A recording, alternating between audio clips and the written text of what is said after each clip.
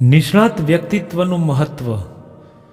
મિત્રો, એક બહુ મોટી કંપનીના ઉત્પાદન વિભાગમાં કાર્યરત એક મશીન કોઈ ટેકનિકલ ખામીને કારણે બંધ થઈ ગયું।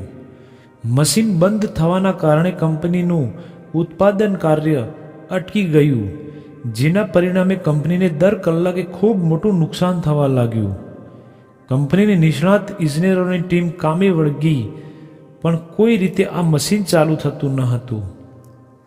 કંપનીના સંચાલકોએ નુકસાન અટકાવવા માટે એક ટેકનિકલ સલાહકારની મદદ લેવાનું નક્કી કર્યું।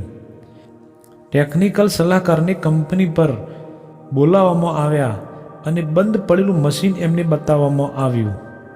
ટેકનિકલ સલાહકારે ધ્યાનથી મશીનનું નિરીક્ષણ કર્યું, એકાદ બે વખત મશીનને ચાલુ બંધ કરાવ્યું અને પછી એક નાની હથોડી મંગાવી।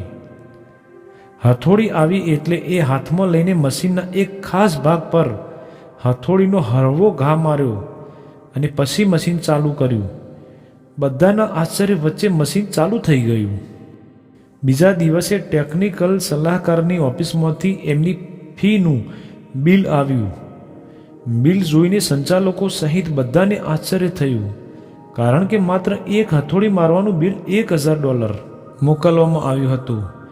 કંપનીએ સામો પત્ર લખ્યો અને પૂછાવ્યું કે માત્ર એક હથોડીનો એક ટપોરો મારવાની ફી આટલી મોટી કેમ?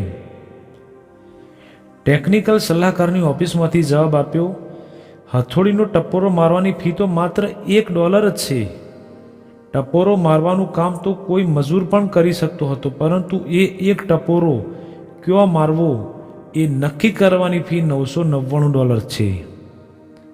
વિશ્વમાં ગમે તેવી મંદી ભલે હોય તો પણ નિષ્ણાતોની કાયમ તંગી જ રહેવાની। મિત્રો, જે ક્ષેત્રમાં કોઈએ એ ક્ષેત્રમાં નિષ્ણાત બનીને તો $1 વાળું કામ કરવાની જરૂર નહીં પડે, $999 વાળું કામ કરાવવા જગત સામે ચાલીને આપણી પાસે આવશે।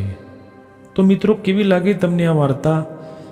જો તમને પસંદ આવી હોય તો પ્લીઝ આ વિડીયોને લાઇક, શેર અને આવા નવા વિડીયો માટે ચેનલને સબસ્ક્રાઈબ જરૂર કરી લેજો।